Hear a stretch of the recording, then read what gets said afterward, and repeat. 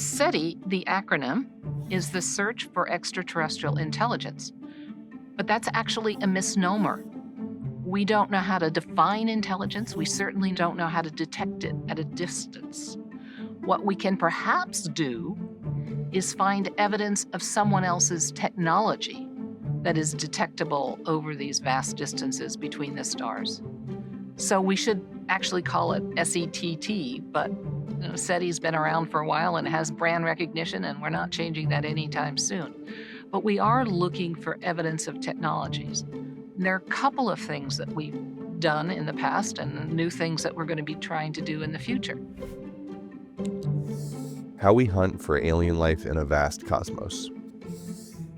We've been looking for electromagnetic radiation signals, either at radio wavelengths or at optical wavelengths. But we're specifically looking for the kinds of signals that, as far as we know, nature can't produce, but our technologies do it all the time. So in the radio part of the spectrum, that means that we're looking for frequency compression, for power that shows up at exactly one channel on the radio dial. It isn't spread out over many channels, which is what nature would do, but it's a single channel. And in the optical, we look for time compression. We look for bright pulses that last for a nanosecond or a microsecond. And again, this is something that, as far as we know, nature can't do, but lasers sure can. And so we build instrumentation to put behind radio telescopes or optical telescopes that split the incoming signal, which is voltage as a function of time, split it up into many, many different channels, or we sample the optical telescope very, very, very quickly. So we can detect these compressions in frequency. We can see a signal that shows up at one frequency, and it may over time change its frequency because the Earth is rotating and there's a Doppler shift between the transmitter and the receiver. And because of the rotation, there's also a Doppler drift and the frequency changes. So we write software that's looking for those particular patterns. And likewise, in the optical, we look for bright flashes that show up only at one point and then may not show up again.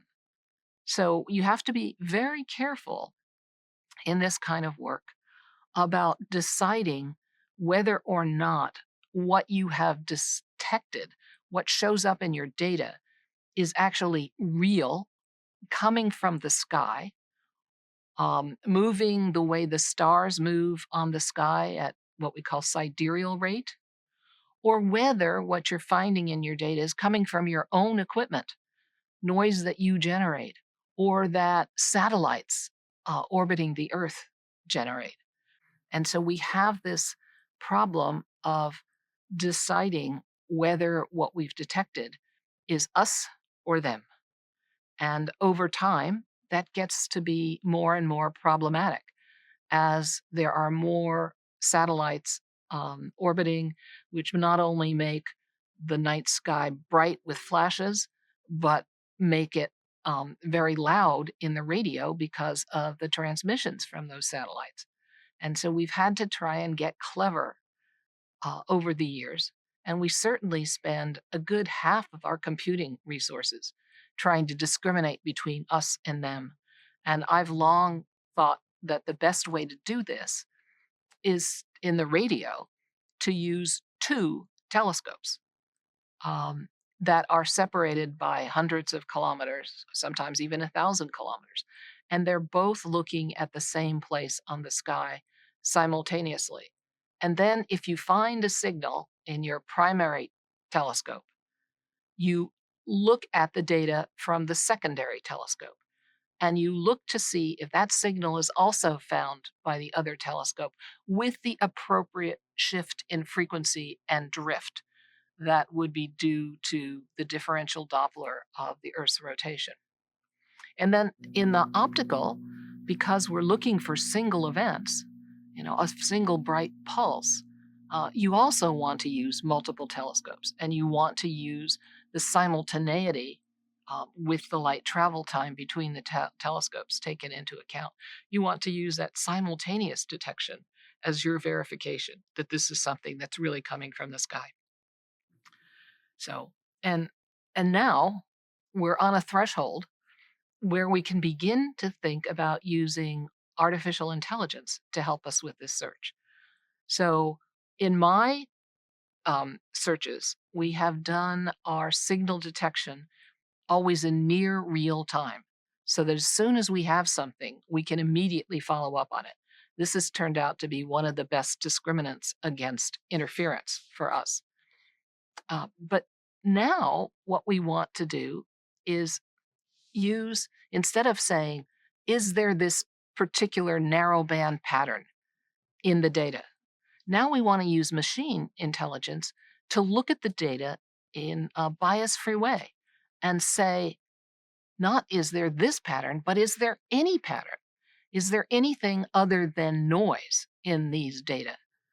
And that will open up the search to all kinds of different modulation schemes that we have very little sensitivity to at the moment.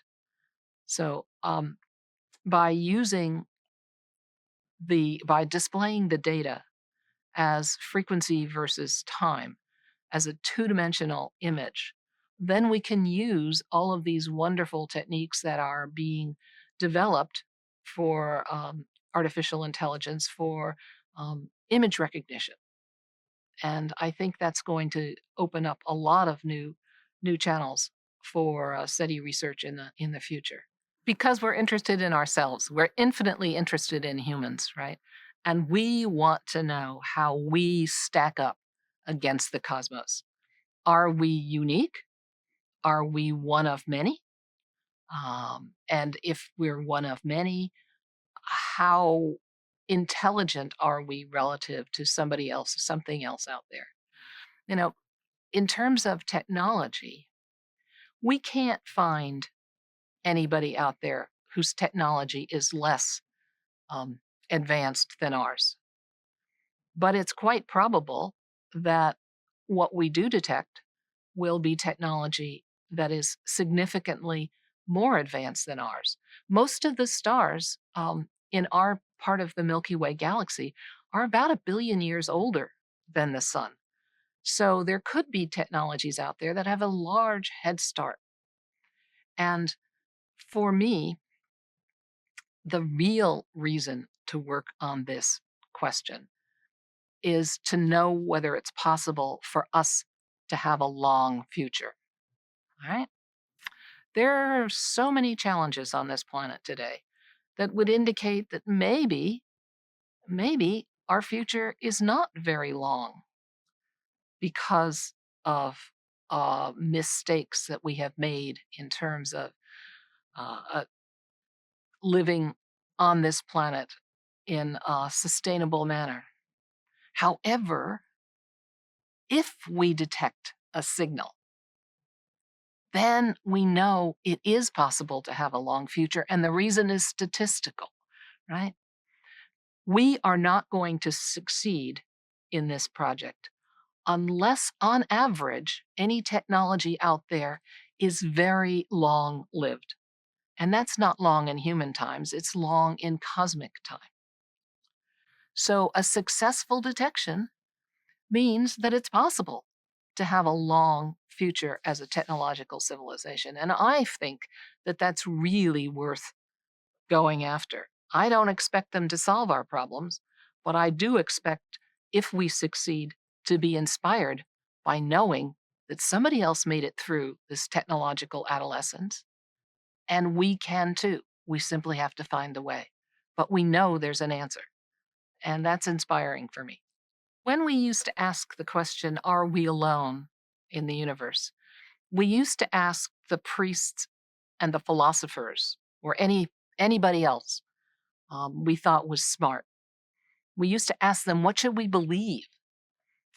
But that's the wrong verb, right? There is an answer to that question, but what any of us believe isn't going to change the way the universe is. And so the appropriate thing is to do a scientific exploration, to go and try and find out what is. So we've gone from belief to scientific exploration over the past 400, or actually much longer ago, in terms of asking the question. Um, and I think that's the right trajectory. This is an appropriate question to be tackled by scientific exploration in a very systematic fashion. Let's approach that by thinking about something that Stephen Hawking once said. He wasn't eager to have extraterrestrials find us because, using the analogy to Columbus' discovery of the New World, Stephen said it didn't work out very well for the inhabitants when Columbus discovered the New World. Well, for me, I think there might be another answer. Right? First of all, we're talking about them coming here, which means that they have technologies that we haven't yet developed, right? And that means that they're older than we are. And I wonder how you can become an old technological civilization unless you outgrow the bad behavior and the aggressiveness that probably helped you evolve intelligence in the first place. So I'm in the kind of Steven Pinker, um, kinder and gentler, better nature of ourselves school. And I think that cultural evolution, when it begins to take hold, will drive a civilization to a kinder and gentler end. Stephen takes 900 pages to say that that's actually happening here, right? We are kinder and gentler now than we have ever been. And to the extent that we work on this project, SETI, and we talk to your mother or other people out there and tell them what we're doing, I think it actually has to change their perspective a little bit. They have to stop thinking of themselves as just a Californian, an American. They actually, I think SETI holds up a mirror to all the people on the planet and says to them, look, you look in that mirror, you are all the same when compared to someone else out there that evolved on orbiting a different star.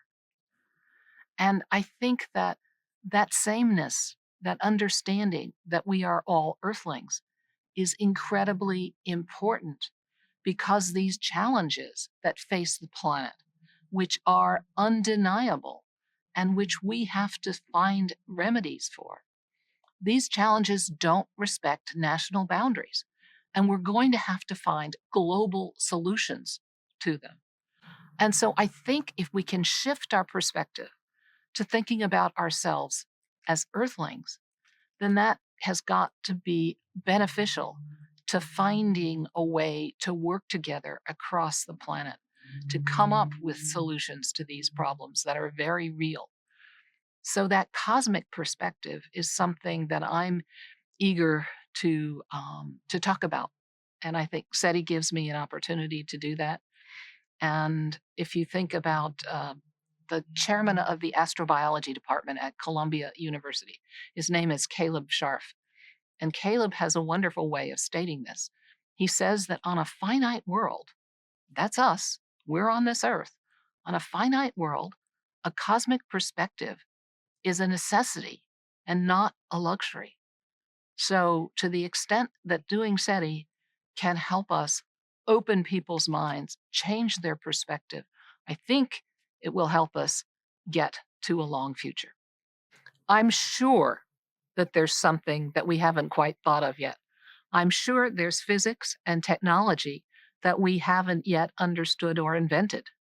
So I can imagine that in the future, there will be other technologies that may make sense in terms of trying to find life beyond Earth. Certainly, we can look forward to these new astronomical instruments, very, very large telescopes, ground-based and in orbit. We're now in the era of 10-meter telescopes. We're going into the era of 30-meter telescopes.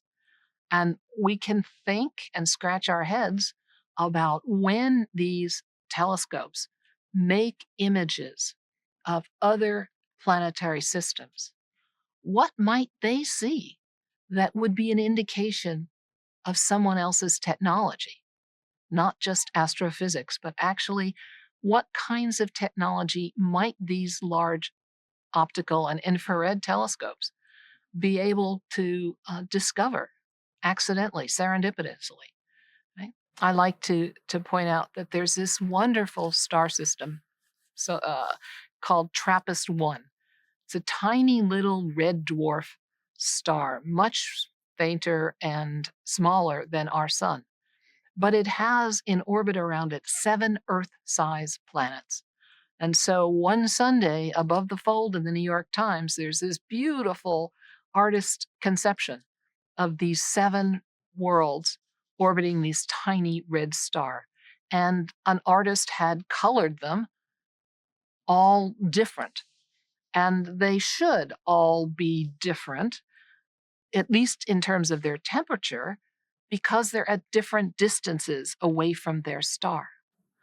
But what if we finally get the ability to image those 7 worlds and we find out that 2 or 3 or 4 of them are all the same when they shouldn't be? But perhaps some advanced technology has geoengineered these planets to turn it into the type of real estate that they particularly prefer. So I look forward to that kind of exciting, potentially serendipitous detection. Um, and in the radio, we're building uh, bigger telescopes, like the Square Kilometer Array, which will have more sensitivity and be sensitive to fainter transmitters.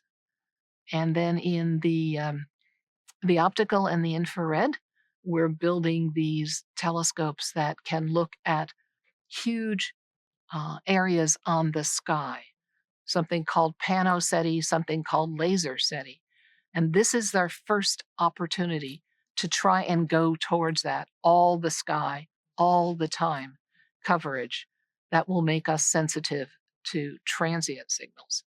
So I'm really excited, and eventually we may build the Square Kilometer Array in South Africa. We may build the next generation of VLA telescope across the southwest of the United States, and we may orbit large optical telescopes, infrared telescopes that will allow us to do these studies of the atmospheres of distant exoplanets.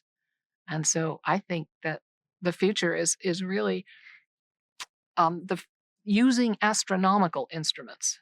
We're talking about the future where some of these instruments actually might be usable for SETI in a commensal way, not dedicated to SETI, but we can use the data that they collect perhaps to do some SETI explorations. So I'm excited. And of course, as I said, maybe what we should be looking for are zeta rays, right? Not radio or optical or infrared, but zeta rays. Now, I don't know what a zeta ray is because we haven't invented it yet.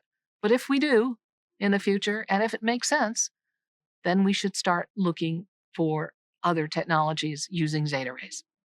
In my opinion, and it's only an opinion, I think we're too young to start broadcasting.